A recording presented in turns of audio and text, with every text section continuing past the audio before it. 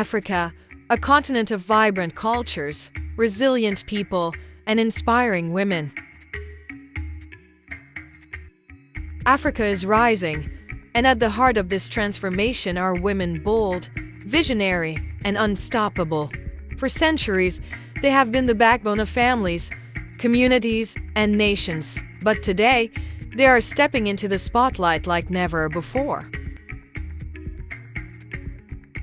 From politics to entrepreneurship, activism to education, these women are rewriting the narrative. They are not waiting for permission. They are taking charge, breaking barriers, and creating new possibilities for the next generation.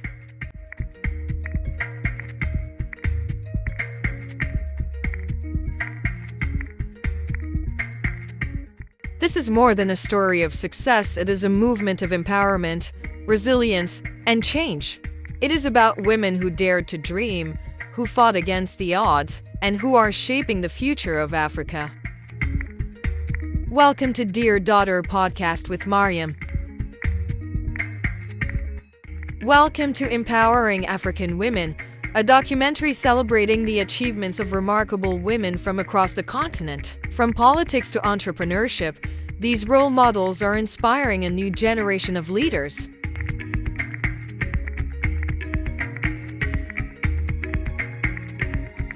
Introduction to the role models. Meet our role models, women who have broken barriers and achieved greatness in their respective fields.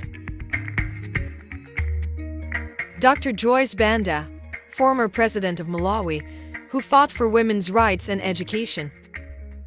I believe that education is the key to unlocking the potential of African women. It's heavy, but I'm able to carry it. Why? Because I'm an African woman. An African woman carries heavy loads. Anyway, that's how we are trained. We are brought up that nothing is unbearable. Yara El-Sherbini, Egyptian entrepreneur and founder of the African Women's Entrepreneurship Program. I want to empower women to take control of their economic destiny. I was really passionate about making art that was accessible and using accessible formats. Was that I think a lot of contemporary art has a language somehow that doesn't engage an audience. There's a formality to it, or almost a language that an audience believe they need to understand to be able to engage with artworks. I'm interested in how we can make work that doesn't make people feel intimidated, but engages people, draws people in, and asks them to participate. Dr. Gozie Okonjo-Iweala, Nigerian economist and former managing director of the World Bank. I believe that African women can drive economic growth and development. I think you would be missing a considerable amount of innovation, creativity, and input when you leave women out. They bring solutions just as men do. The narrative of a rising Africa is being challenged. About 10 years ago, I spoke about an Africa of hope and opportunity, an Africa of entrepreneurs, an Africa very different from the Africa that you normally hear about of death, poverty, and disease. And that, what I spoke about, became part of what is known now as the narrative of the rising Africa. Mentoring and empowerment. Mentorship is a critical component of empowering African women. Our role models are paying it forward, inspiring and guiding the next generation of leaders. Aisha Yesufu, Nigerian activist and co-founder of the Bring Back Our Girls movement. I believe that mentorship is essential for building confidence and leadership skills in young women. Mimi Kalinda, Congolese entrepreneur and founder of the African Women's Business Network. I want to create opportunities for women to connect, learn, and grow. How do we approach communications in 54 different countries that are so different? This application of a blanket approach to an entire continent just simply doesn't work. Doing work in Francophone Africa is completely different to Anglophone, Lusophone. I was born in the Congo, in Kinshasa. People who live in Kinshasa speak a different language, have different cultural sensibilities than people who live on the east of the DRC, for example, closer to Rwanda, Uganda, Burundi.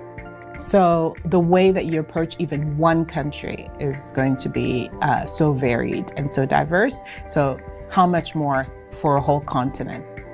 One of the things that I always tell my clients is building relationships beyond screens.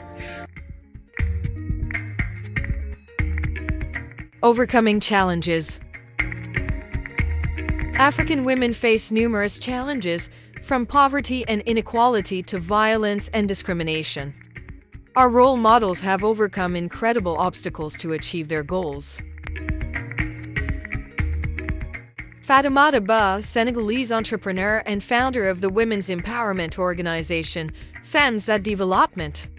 I believe that resilience and determination are key to overcoming adversity. What would you do if you were not afraid?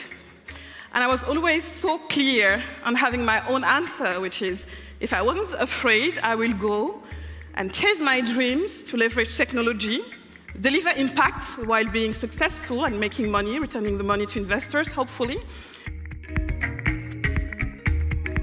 Nompendelo Makachwa, South African activist and president of the African National Congress Women's League.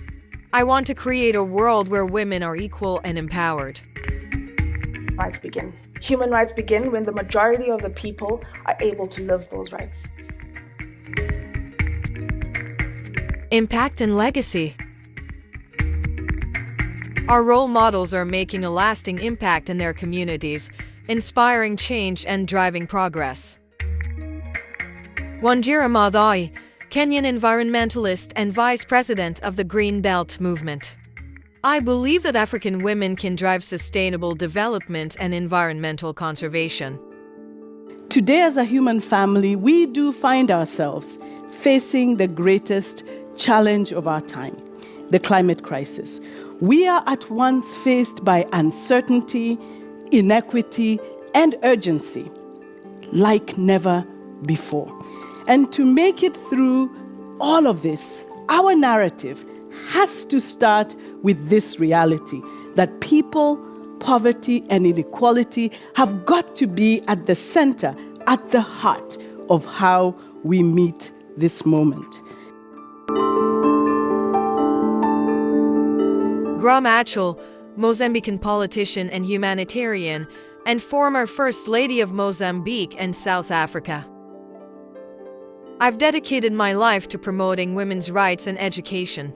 I want to leave a legacy of empowerment and equality for African women. Tradition has developed a series of practices which over time have become beliefs, which in essence, they put women in a position of inferiority. They put women in relationship within the family, within the community, within the nation at large, in a relationship of power, instead of relationship of equality, of mutual acceptance, of building on the strengths of every single individual in the family. Tradition has developed a sort of hierarchy in the relationship between men and women, and that leads to discrimination. That's why girls are the last to go to school. That's how girls' parents believe.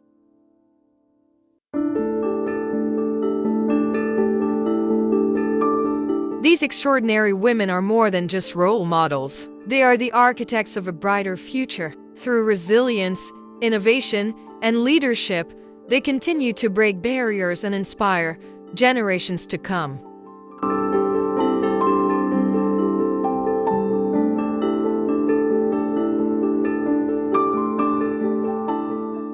But the journey doesn't end here. Every voice matters in the movement for empowerment. Whether through mentorship, advocacy, or support, we all have a role to play in shaping a more inclusive and equal future for African women.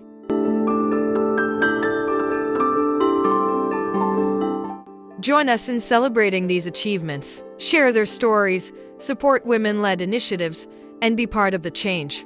Together, we can create a world where every African woman has the opportunity to thrive.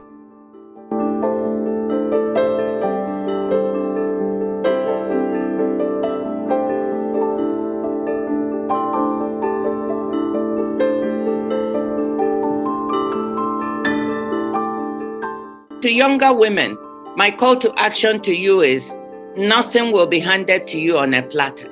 You've got to fight for it. You've got to make it work. You've got to go for it. Be yourself, be confident, and know that the experiences you're going through are not peculiar to you.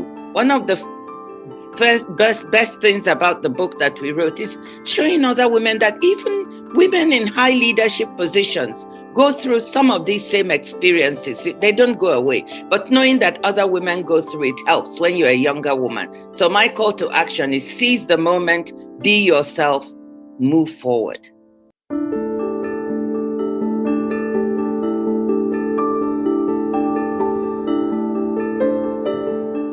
Education, even skilled women, sometimes it's not sufficient for them to take control to the point where they say, I'm not going to allow myself to do this. So I'm not minimizing the importance of education. I'm saying if we don't go and understand the other underlying factors, which can be called traditional or whatever, I hate to call them cultural, because I don't think culture in any place is oppressive.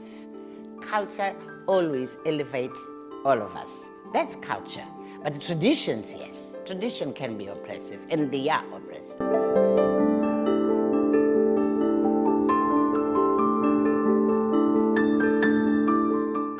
Recognition that women in leadership is no longer just words. There are a lot of women, especially African women, who are finding themselves in places of leadership. Well, I think historically women have just been excluded.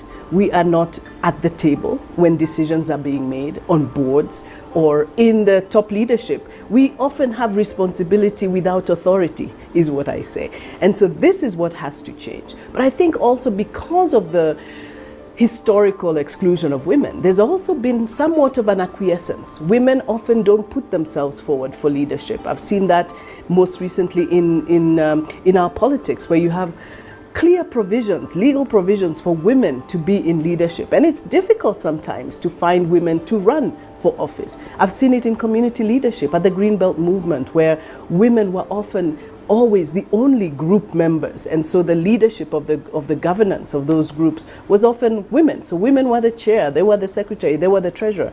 But as soon as one man entered the group and they became, a more integrated group, when they picked the leader, they would often always pick the man.